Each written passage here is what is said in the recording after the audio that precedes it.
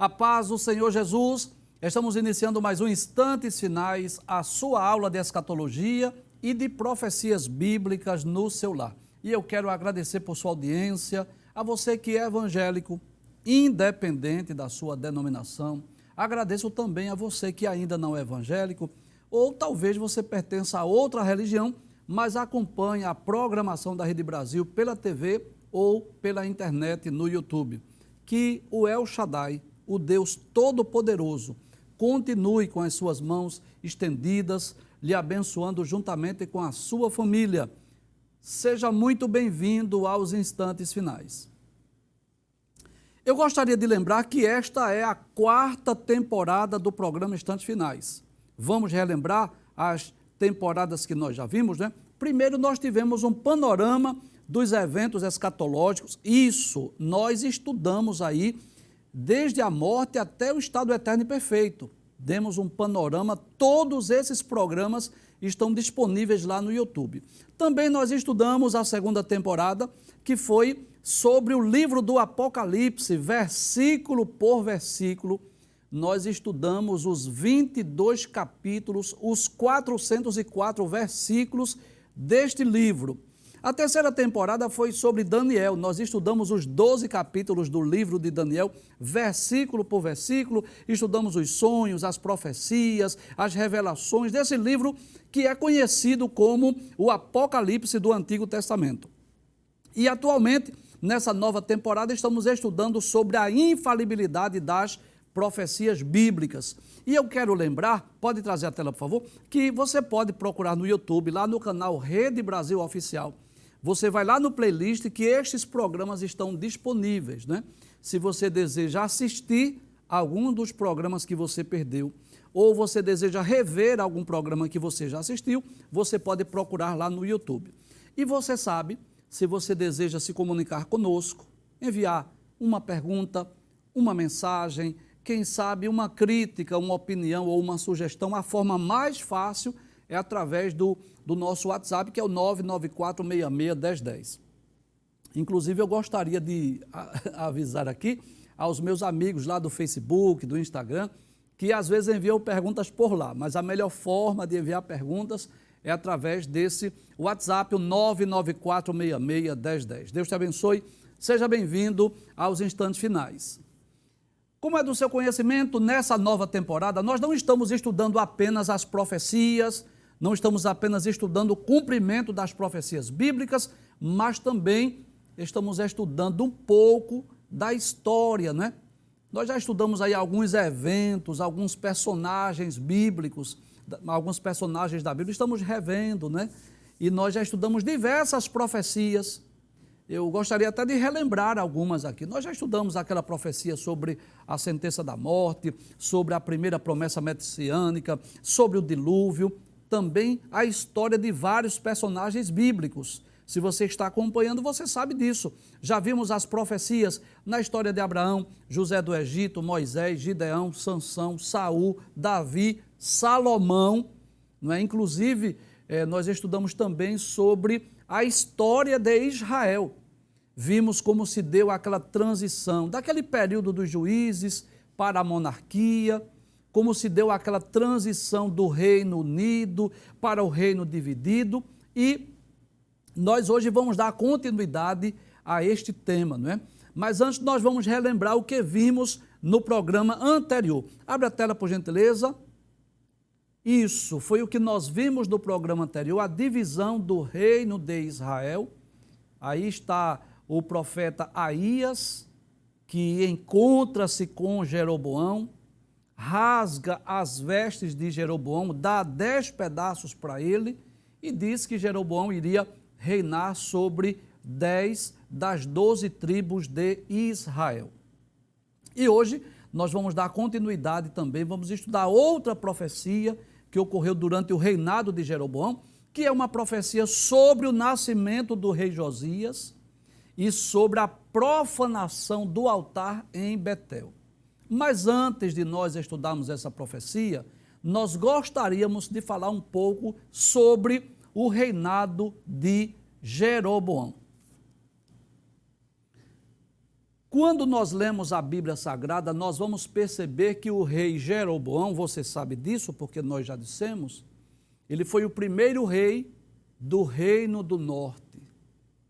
Ele era servo de Salomão e após a morte do rei Salomão, quando o rei Roboão estava reinando, ele veio lá do Egito e foi aquele porta-voz do povo que foi procurar o rei Roboão para pedir que o rei Roboão fosse mais tolerante, fosse mais maleável com o povo de Israel, porque o rei Salomão havia cobrado muitos impostos.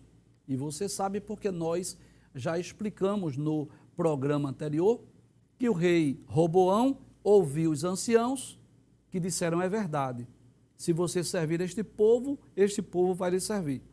Mas também Roboão foi e procurou os jovens, aqueles jovens que cresceram com ele, e os jovens disseram: não, você vai ser ainda mais rígido do que seu pai. Diga a Jeroboão que o seu dedo mínimo é mais largo do que os lombos do seu pai. E se o seu pai tratou o povo com vara de ferro, você vai tratar o povo com escorpiões. Você será ainda mais rigoroso, mais rígido. E a partir de então, houve aquela divisão, não é? Porque no Reino Unido, Saul, Davi e Salomão reinaram sobre as 12 tribos. E a partir de Roboão, filho de Salomão, houve a divisão do Reino do Norte e a divisão do Reino do Sul. E Jeroboão foi esse primeiro rei do Reino do Norte que era um servo de Salomão. Não era um candidato ao trono, porque ele não era filho de rei. E teve o privilégio, a oportunidade de reinar sobre 10 tribos. E se nós lermos, por exemplo, o primeiro livro dos Reis, capítulo de número 12, dos versículos 23 a 33, que antecede esta profecia que nós vamos estudar hoje, nós vamos perceber que Jeroboão foi um rei mau, foi um rei idólatra, foi um rei pagão. Em vez de ele fazer como fez Salomão, de orar a Deus, de pedir a Deus sabedoria para reinar sobre aquelas 10 tribos, não. Ele mandou fazer 2 bezerros de ouro. Por exemplo, no primeiro livro dos Reis, capítulo 12, a partir do versículo 26, diz isso. E disse Jeroboão no seu coração: agora tornará o reino à casa de Davi. Ora, Deus não tinha dito para ele, através do profeta Aías, que ele reinaria sobre as 10 tribos? Deus já tinha falado isso. Ele não tinha que temer que o povo voltasse para Jerusalém, não tinha que temer, porque Deus já havia dito isso. Aí ele diz: se este povo subir para fazer sacrifícios na casa do Senhor, lá em Jerusalém, o coração deste povo se tornará a seu senhor, a Roboão, rei de Judá, e me matarão e tornarão a Roboão, rei de Judá. Ou seja, Jeroboão ficou temendo que o povo fosse a Jerusalém e se unisse a Roboão e tirasse a sua vida e Roboão começasse a reinar sobre as 12 tribos novamente. Então esse temor do coração de Jeroboão fez com que ele tomasse medidas erradas, equivocadas, precipitadas no seu reinado. O que foi que o rei Jeroboão fez? Versículo 28.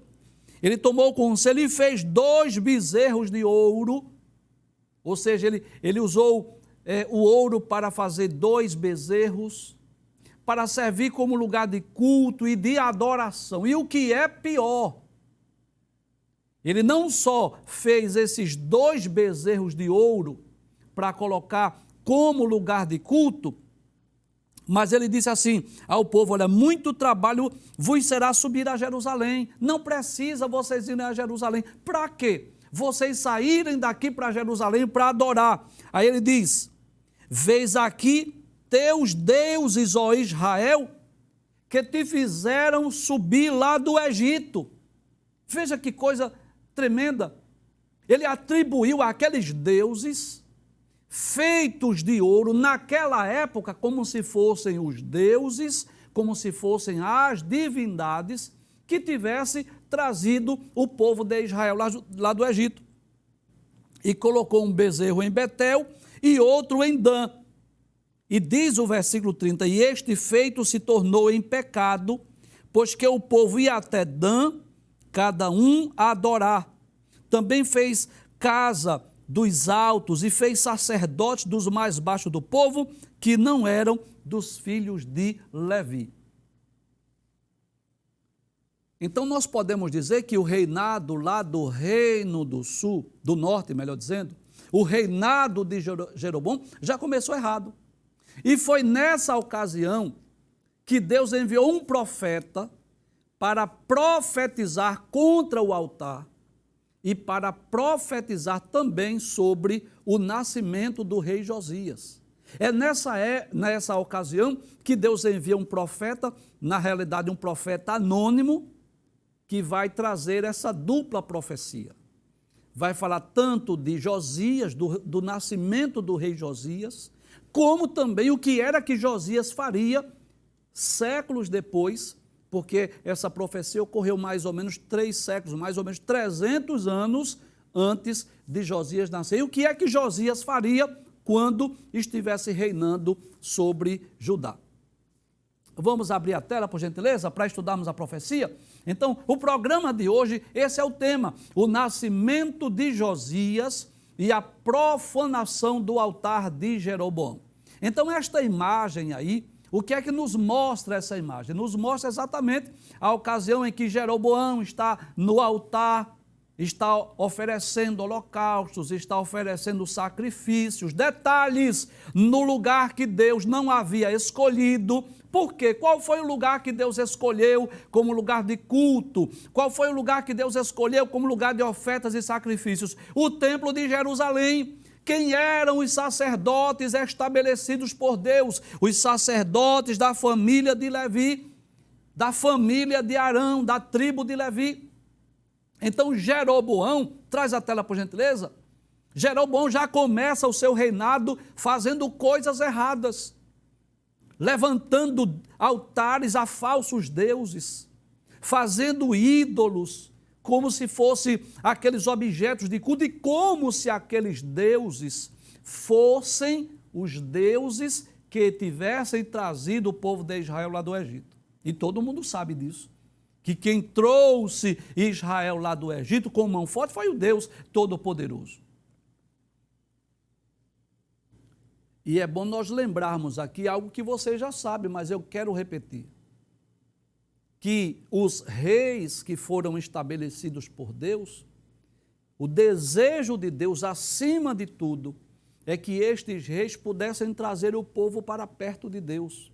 Que coisa interessante.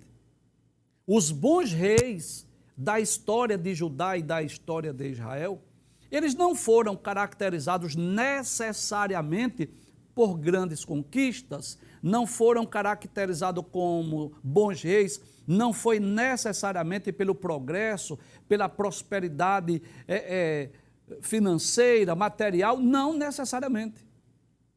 Do ponto de vista humano, quem eram os bons reis? Do ponto de vista humano, aquele que ganhava as guerras, aquele que tomava os despojos para enriquecer a nação, aqueles que conseguiam grandes extensões territoriais, aqueles que conseguiam grandes empreendimentos, aqueles que traziam riqueza e prosperidade para a nação. Mas do ponto de vista divino, do ponto de vista de Deus, o que era um bom rei? Primeiro, era aquele que guardava a palavra de Deus. Era aquele que tinha o cuidado com o templo, era aquele que tinha o cuidado de trazer o povo para perto de Deus. Deus não olhava o progresso ou a prosperidade de um rei necessariamente pela sua riqueza ou pela sua grandeza ou pelas suas conquistas, mas acima de tudo o seu compromisso com Deus e a sua palavra. E nós vamos perceber isso, que infelizmente nós tivemos, a história de Israel nos mostra isso. O povo de Israel teve diversos reis maus, diversos reis ímpios, de reis pagãos, Então vamos trazer um breve panorama dos reis. Os 3 primeiros reis que reinaram sobre as 12 tribos, então Saul, você já sabe que nós falamos sobre ele aqui. foi aquele que ofereceu holocaustos quando não era função dele, foi aquele que mentiu porque não matou os amalequitas, poupou Agag, poupou algumas ovelhas, alguns gados e disse que era para oferecer a Deus, não obedeceu a Deus da íntegra. E detalhe, não se arrependeu dos seus pecados. Ficou com inveja de Davi e ainda, por cima de tudo isso, ainda foi consultar uma pitonisa. Depois veio Davi, que era o homem segundo o coração de Deus, que nós já falamos sobre isso, que Davi tinha um coração voltado para Deus. E nós já explicamos aqui o porquê de ele ser chamado o homem segundo o coração de Deus. Não é porque ele era perfeito, mas era porque ele reconhecia quando ele errava e ele se arrependia, chorava quando pecava e o desejo dele era agradar e servir a Deus. E o terceiro foi o rei Salomão, que nós já dissemos aqui também sobre ele, que no início do seu reinado demonstrou sabedoria, pedindo a Deus sabedoria para reinar sobre aquela grande nação. Foi um rei que teve muita riqueza, muito progresso e muita prosperidade, mas, infelizmente, na velhice, amou muitas mulheres, tornou-se idólatra e isso trouxe prejuízos para a sua vida espiritual, porque ele acabou também adorando a vários deuses. A partir de Roboão, veio o reino dividido, né? Reino do norte e reino do sul. O reino do norte, que iniciou com Jeroboão, teve 19 reis. Detalhes, todos eles foram maus. Nenhum rei do reino do norte, nenhum deles foi um rei bom. Todos eles foram maus, foram idólatras, foram perversos, foram pagãos.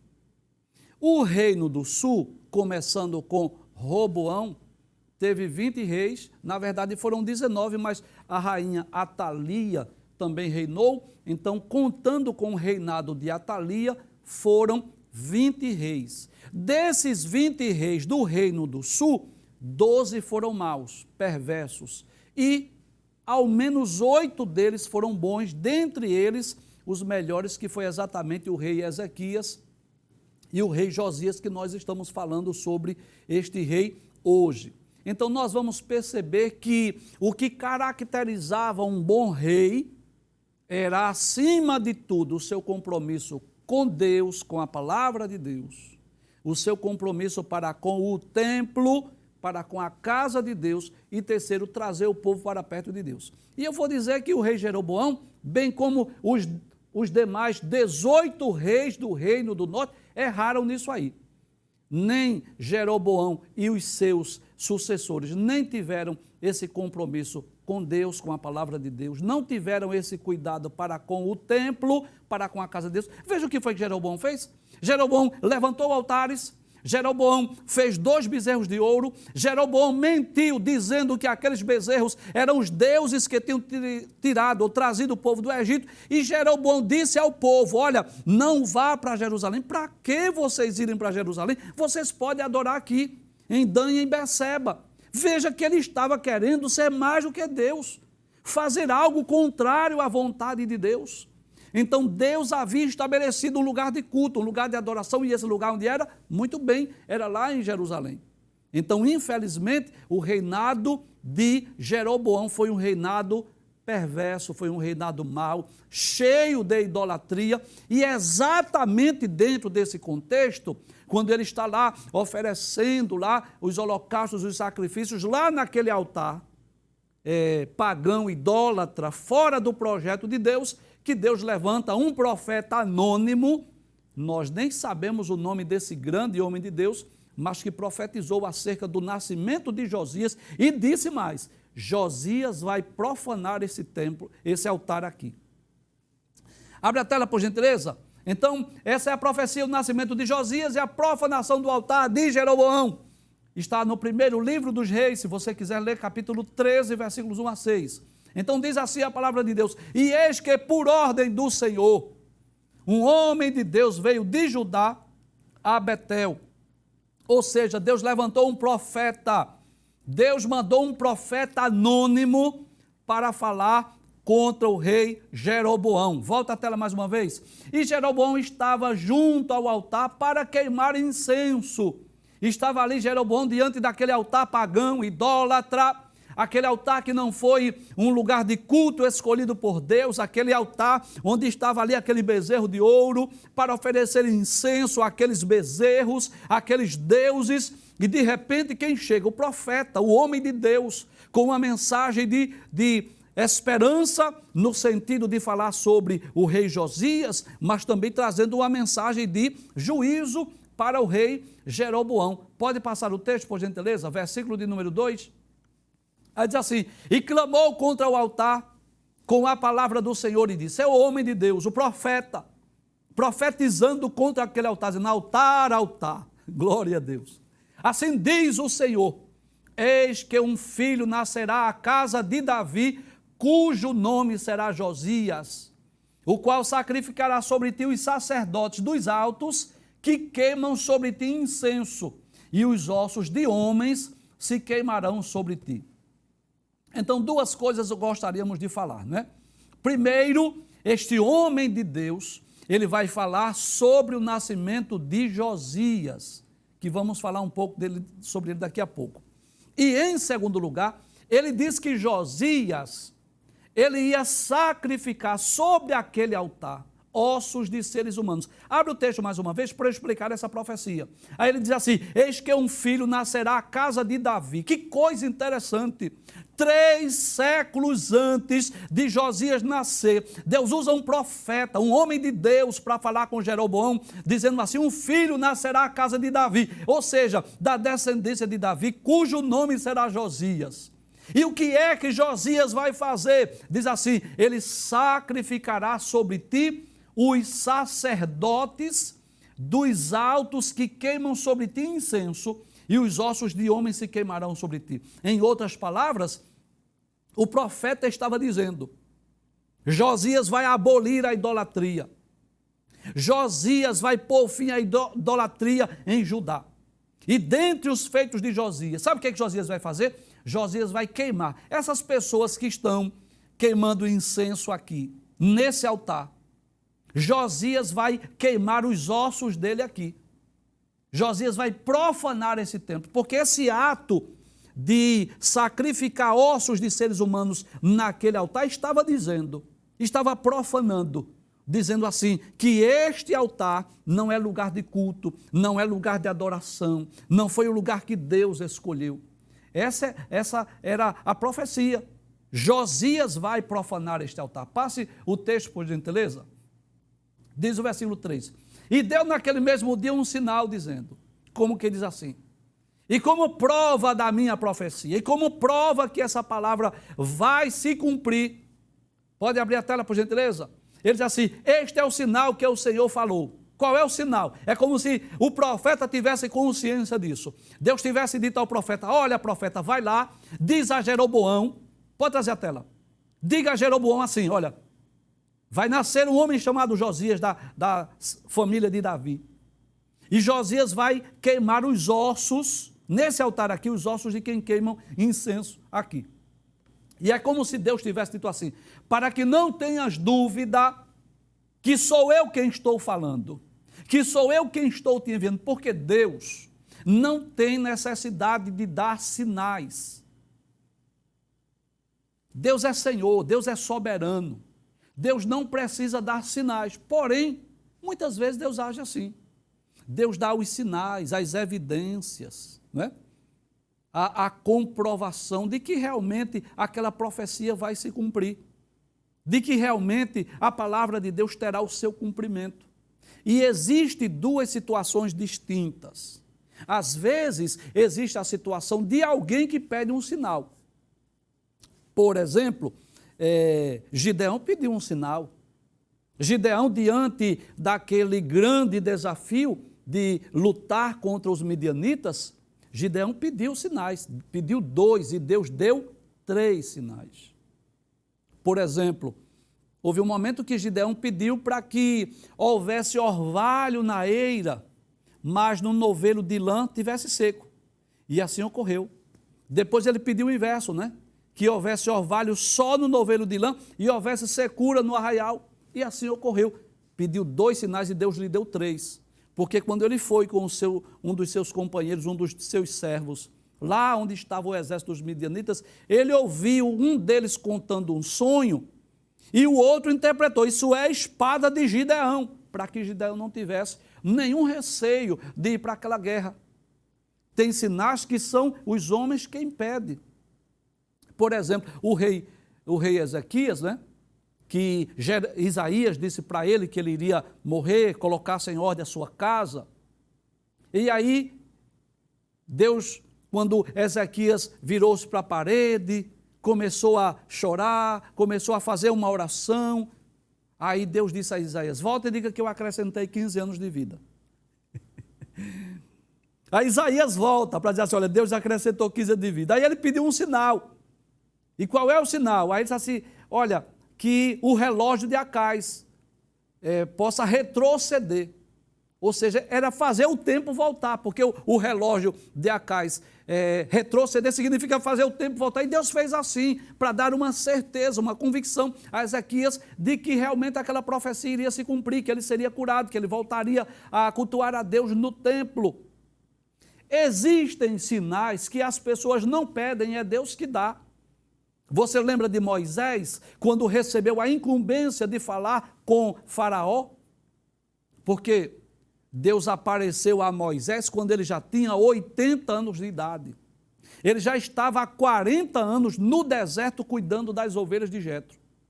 Moisés havia esquecido muito daquele vocabulário erudito, daquelas éticas, né, que ele aprendeu quando estava lá no Egito. Ele havia esquecido muita coisa, ele já estava com 80 anos. E Moisés ficou temeroso que o povo não iria crer. Quando ele aparecesse lá, voltasse para falar com os hebreus, o povo não iria acreditar que Deus havia aparecido. Aí Deus deu 3 sinais. O que é que você tem na sua mão, Moisés? Uma vara, lança ela na terra. Quando Moisés lançou, ela transformou-se em serpente. Deus disse, pega pela cauda. Quando ele pega, torna-se em vara mais uma vez.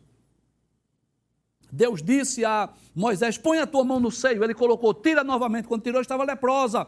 Coloca novamente. Ele colocou, tira. Já estava sã. E Deus disse, se não crerem nos 2 sinais, você pega a água do rio e joga na terra, que elas irão se tornar em sangue. Então, mesmo que Deus não tenha a obrigação de dar nenhum sinal, mas essa é a verdade. Existem ocasiões que Deus dá sem que ninguém peça, e existe a ocasião que nós pedimos sinal a Deus. E Deus nos dá os sinais, para que nós não tenhamos dúvidas de que aquela profecia ou aquela promessa ela há de se cumprir. E quando Deus enviou esse profeta, cujo nome nós não sabemos, é um profeta anônimo, Deus disse que iria dar um sinal. E qual era o sinal? Abre o texto mais uma vez. Aí ele diz assim, eis que o altar se fenderá e a cinza que nele está se derramará. Esse é o sinal. Esse altar aqui vai se fender, a cinza que está nele vai se derramar. Abre o texto, por gentileza, versículo de número 4. Sucedeu, pois, que, ouvindo o rei a palavra do homem de Deus, que clamara contra o altar de Betel, Jeroboão estendeu a mão sobre o altar, dizendo, pegai nele. Mas a mão que estendera contra ele se secou, e não podia tornar a si. Ou seja, a mão do rei Jeroboão ficou seca. Houve um juízo, um julgamento na hora. Deus agiu naquele mesmo momento. Por quê? Porque queria pegar o profeta. Traz a tela, por gentileza, porque essa é a verdade. Às vezes Deus manda a mensagem pelo profeta e as pessoas ficam com raiva do profeta, como ocorreu com Jeremias. Você lembra disso?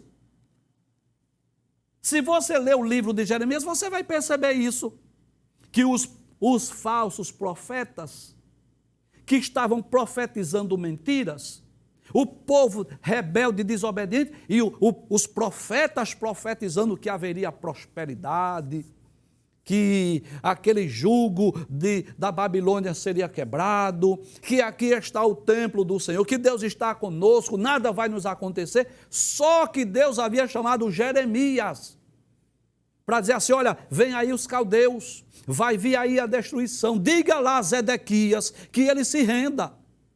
Diga a Zedequias assim, isso foi Jeremias dizendo a Zedequias, olha, procura os príncipes de Nabucodonosor, se rende.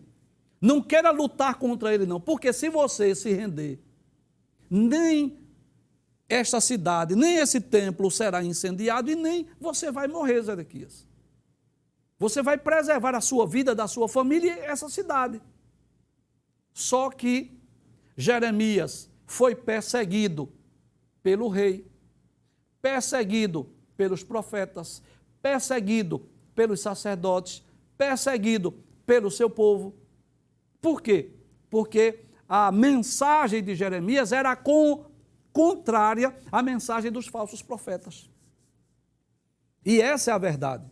Muitas vezes ocorreu isso em Israel. Deus levantava o profeta, Deus enviava o profeta, e o povo, em vez de ouvir a mensagem do profeta, porque o que era de se esperar de Jeroboão? Humildade, humilhação, choro, quebrantamento, rasgar as suas vestes, rasgar o seu coração. Era se humilhar, chorar, pedir perdão a Deus, pedir misericórdia a Deus, fazer como fizeram os ninivitas, que não eram hebreus, que não eram da linhagem de Abraão, Isaque e Jacó. Mas quando Jonas entra em Nínive, e observe um detalhe, a mensagem de Jonas não era uma mensagem para o povo se arrepender, não. Jonas não chegou em Nínive e dizia assim, olha, se vocês não se arrependerem, Deus vai destruir vocês. Não, a mensagem não era assim, não. A mensagem era assim, dentro de 40 dias Nínive será subvertida. Era uma sentença. Mas o rei ouviu, o rei acreditou, o rei decretou um jejum, o rei se humilhou com a nação, e o que foi que Deus fez? Deus poupou aquela grande nação, aquela grande cidade de Nínive, capital da Síria. Que coisa interessante! Muitas vezes nações gentílicas, nações que não eram descendentes de Abraão, Isaque e Jacó, ouviram os profetas de Deus e creram, e se arrependeram, e choraram. Enquanto que os próprios judeus, que sabiam quem era Yahvé, o Deus verdadeiro, o Deus poderoso, o El Shaddai, o El Elyon, o El Olam, que é o Deus todo-poderoso, o Deus altíssimo e o Deus eterno. Então, o que era que Deus esperava de Jeroboão? Choro, lágrimas, quebrantamento, rasgar as vestes, pedir misericórdia, suplicar o perdão do Senhor, destruir aquele altar, fazer um pacto, uma aliança com o povo, dizer, realmente, Deus falou comigo, Deus mandou o profeta, vamos para Jerusalém, vamos celebrar a Páscoa lá em Jerusalém, vamos celebrar a festa dos tabernáculos, a festa de Pentecostes, e era para isso, é para fazer isso. Só que, o que foi que ele fez? Pegar o profeta, perseguir o profeta, humilhar o profeta. Só que Deus agiu. Quando ele estende as mãos, a mão fica seca.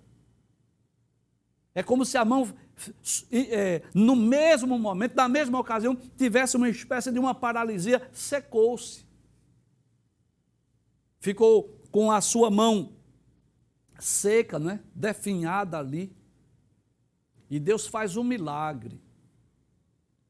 Deus restitui. Deus cura. Deus usa o profeta para fazer com que aquela mão do rei Jeroboão voltasse a ser perfeita. Eu posso dizer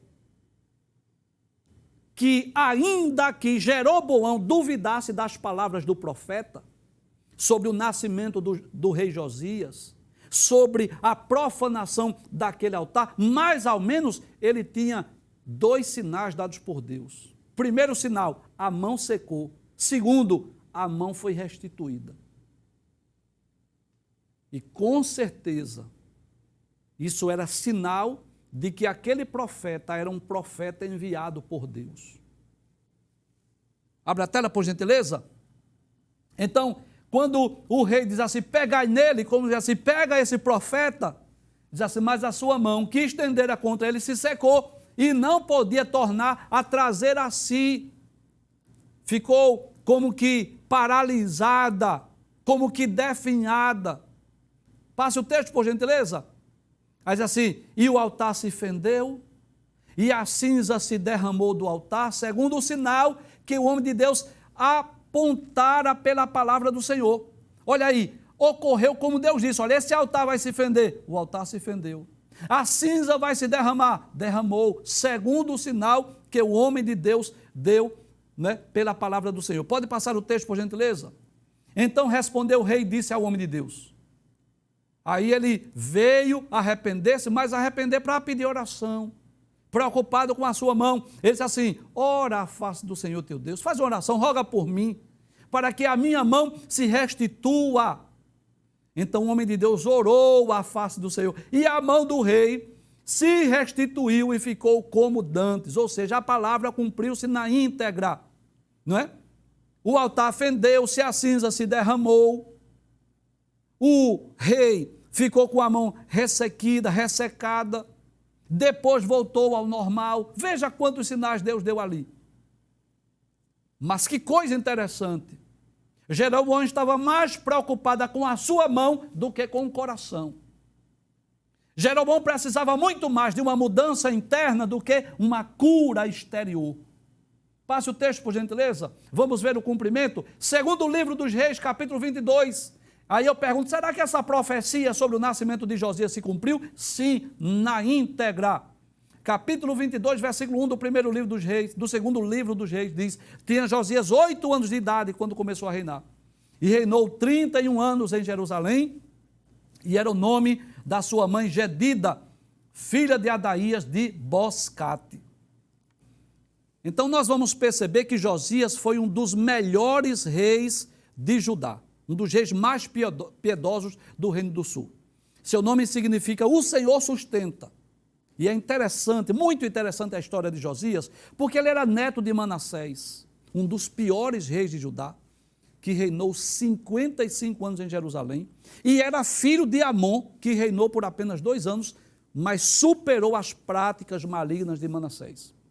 Josias tinha tudo para ser um rei ímpio e idólatra, mas ao contrário do que fez seu pai, o rei Amon, e ao contrário do que fez o seu avô, o rei Manassés, Josias seguiu o exemplo do seu bisavô, o rei Ezequias. Ele foi constituído rei com apenas 8 anos de idade, e claro, você sabe que com 8 anos ele não tinha ainda maturidade para governar uma nação, claro que não, ele só tinha 8 anos, mas quando isso acontecia, ele era aconselhado pelos anciãos, pelos sacerdotes de Israel, até que ele tivesse idade para tomar as decisões.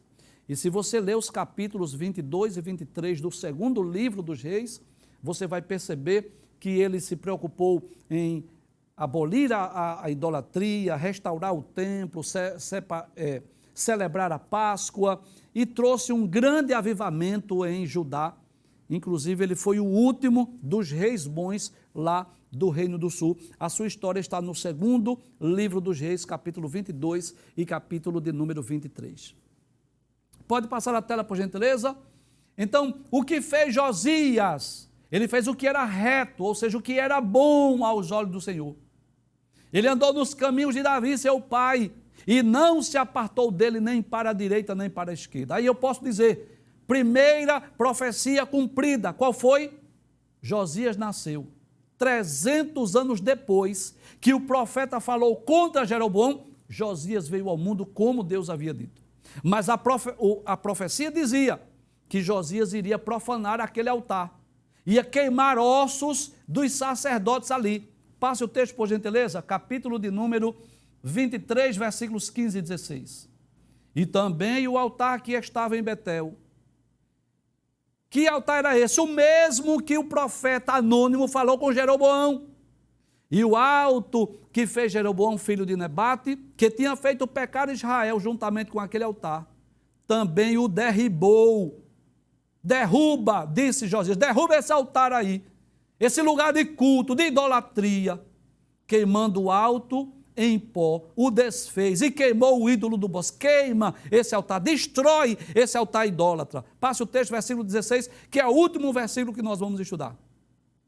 E virando-se Josias, viu as sepulturas que estavam ali no monte, e enviou e tomou os ossos das sepulturas, e os queimou sobre aquele altar. Aí eu vou acrescentar uma frase, como havia dito o profeta de Deus, né?